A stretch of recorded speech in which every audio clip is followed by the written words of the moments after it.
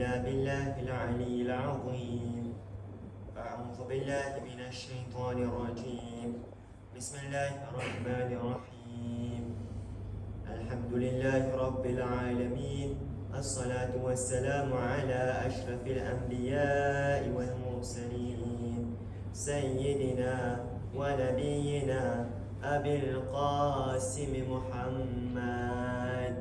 اللهم صل على محمد وآل محمد وعلى أهل بيته الطيبين الطاهرين المعصومين المظلومين ولعنة الله على أعدائهم أجمعين. أما بعد، السلام عليكم ورحمة الله وبركاته. સૌપ્રથમ આપણે જે દિવસોની અંદર છીએ, આપણે જે દિવસોમાં છીએ તેની મુબારકબાદ આપ તમામની સમક્ષ પેશ કરું છું. આપણે પહેલી ઝિલકાદ અને 11 ઝિલકાદની દરમિયાનના દિવસોમાં છીએ. આ બંને તારીખની વચમાં આપણે બધા જમા થયા છીએ, જેથી એક વિલાદત કે જે પસાર થઈ ચૂકી છે, બીબી માસુમા કૌમ સલામુલ્લાહ અલૈહાની વિલાદતની મુબારકબાદ આપ તમામને પેશ કરું છું. અને એક વિલાદત કે જે આવવાની છે આપણા 8મા ઇમામ ઇમામ અલી રઝા અલૈહિ સલામ. અલ્લાહુમ્મા સલ્લી અલા મુહમ્મદ વ આલી મુહમ્મદ ની મુબારકબાદ પણ તમને પેશ કરું છું. ઈરાનમાં આ 10 દિવસના અંદર લોકો મોટા પાયે જશ્ન મનાવતા હોય, એ લોકો ખુશી મનાવતા હોય. અને કેમ ના હોય, આ બંને શખ્સિયત બીબી માસુમાએ કોમ પણ ન્યા જ દફન છે અને આપણા 8મા ઇમામનો રોઝો પણ એ જ સરઝમીન ઉપર છે. આજની આ મુખ્તસર મહેફિલમાં હું ચાહું છું કે તમારી સમક્ષ આપણા 8મા ઇમામની એક નુરાની હદીસને રજૂ કરું. આપણા 8મા ઇમામ પોતાની એક હદીસમાં ફરમાવે છે કે મોમિન ત્યાર સુધી મોમિન નથી બની શકતો જ્યાર સુધી એની અંદર 3 ખાસિયતો, 3 સિફતો ન જોવા મળતી હોય. એક સિફત અલ્લાહની સિફત, બીજી સિફત રસૂલ ખુદાની સિફત અને ત્રીજી સિફત આપણા ઇમામોની સિફત.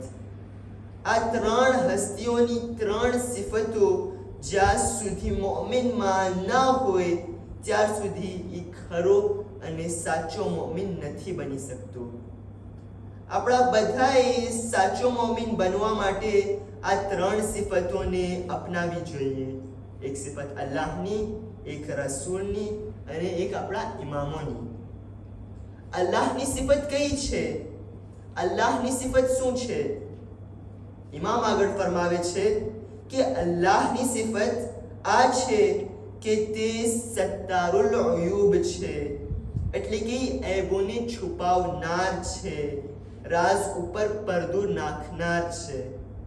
આપણની કેટલી સિક્રેટ વાતો ખુદાને ખબર છે, પણ એ વાતોને ફેલાવતો નથી, બલકે એના ઉપર પડદો નાખે છે. અલ્લાહની આ સિફત જ્યારે બંદો અપનાવે ત્યારે એ ખરો અને સાચો મોમિન બની શકે છે.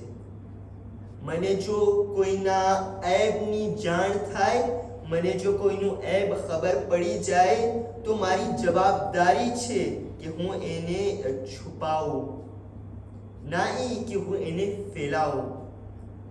બીજી સિફત કે જે આપણા રસૂલ ખુદાની છે તે છે મુદારા. મુદારા એક અરબી શબ્દ છે કે જેનો અર્થ થાય છે ટોલેરન્સ.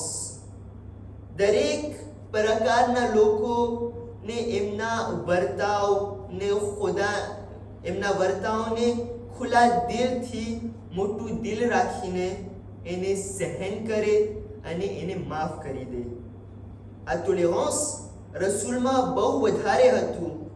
આ સિફતને આપણા 8મા ઇમામ કહે છે કે આપણને અપનાવવા જોઈએ, અપનાવવાની આપણને જરૂર છે. આપણને જો કોઈ બે શબ્દો કહી જાય અથવા તો એવો વર્તાવ કરે તો આપણે દિલ નાનું કરીને બેસી ના જવાય, દિકવાજે ના થઈ જવાય, બલકે વિચાર કરીએ કે રસૂલે ખુદાને કેવા શબ્દો કહીને યાદ કરવામાં આવતા, એમની સાથે કેવો વર્તાવ કરવામાં આવતો, રસૂલને કેવી રીતના પરેશાન કરવામાં આવતો, પણ રસૂલે ખુદા બધાના વર્તાવને સહન કરતા. આટલા મુદારા અને ટોલેરન્સ વાળા હતા. તારીખમાં મળે છે કે રસૂલે ખુદાને એમના અસહાબ, એમના આજુબાજુવાળા, એમની બાજુમાં બેસવાવાળા એમને એવી રીતે બોલાવતા, નાઉઝુબિલ્લાહ, એમના નામથી એમને પુકારતા અને એમના નામથી એમને બોલાવતા, ના લaqab ના કુનિયત. ખુદા કુરાન મજીદમાં આયત નાઝિલ કરે છે કે એ લોકો, તમે રસૂલને એવી રીતે ના બોલાવો કે જેવી રીતે તમે એકબીજાને આપસમાં બોલાવો છો. રસૂલના આજુબાજુ રહેવા વાળા લોકો આવી રીતે રસૂલ સાથે વર્તાવ કરતા. એક વખત રસૂલે ખુદા માલે ગનીમત તકસીમ કરી રહ્યા હતા. એમાંથી એક માણસ ઊભો થઈને કહે છે, યા મુહમ્મદ ઇઅદિલ ઇઅદિલ.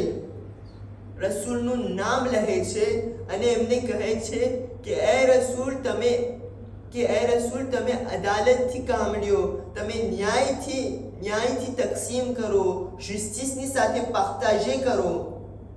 આ મોકા ઉપર રસૂલ ગુસ્સે નથી થતા, બલકે હસતા મોઢું રાખી અને જવાબ આપે છે કે જો દુનિયામાં હું જસ્ટિસ ના કરીશ, હું ન્યાય અને ઇન્સાફથી કામ ના લઈશ, તો બીજું કોણ છે કે જે મારા કરતાં વધારે ઇન્સાફથી કામ લેતું હોય.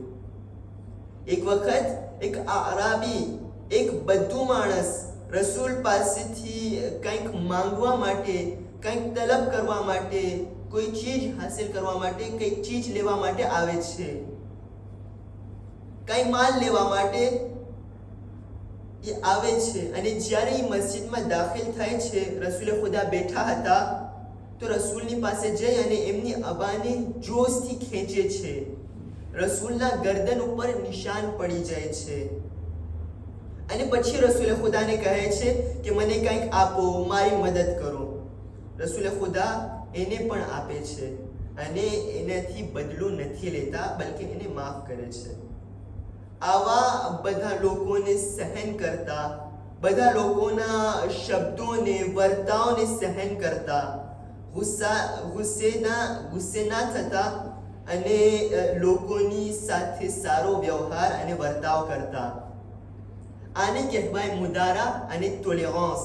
આ સિફત આપણે અપનાવવાની છે, આપણા 8મા ઇમામ કહે છે. અને ત્યારબાદ આગલી સિફત કે જે ઇમામોની સિફત છે, એ કઈ સિફત છે? એ સિફત છે સબ્ર. આપણા ઇમામોની એક કોમન સિફત છે, એક qualité en commun કે જે બધા ઇમામોમાં જોવા મળે છે, તે છે સબ્ર. આ સબ્રને જો મોમિન પોતાની જિંદગીમાં અપનાવે તો એ ખરો મોમિન બની શકશે. સબ્રના પણ 3 પ્રકાર છે. એક મુશ્કેલો પર સબ્ર, એક ઇબાદત કરવામાં સબ્ર, અને સૌથી વધારે મુશ્કેલ અને સખ્ત સબ્ર છે તે છે ગુનાહોથી બચવામાં સબ્ર, ગુનાહોથી પોતાને અટકાવવામાં સબ્ર. આ બધી સબ્ર આપણની જિંદગીમાં અપનાવવાની આપણને જરૂર છે અને એથી આપણે સાચા મોમિન બની શકશું. ખુદાની બારગાહમાં દુઆ ગુજારીએ છીએ કે 8મા ઇમામના વસીલાથી આપણને આપણા 8મા ઇમામની આ હદીસ ઉપર અમલ કરવાની નેક તૌફીક અતા ફરમાવે.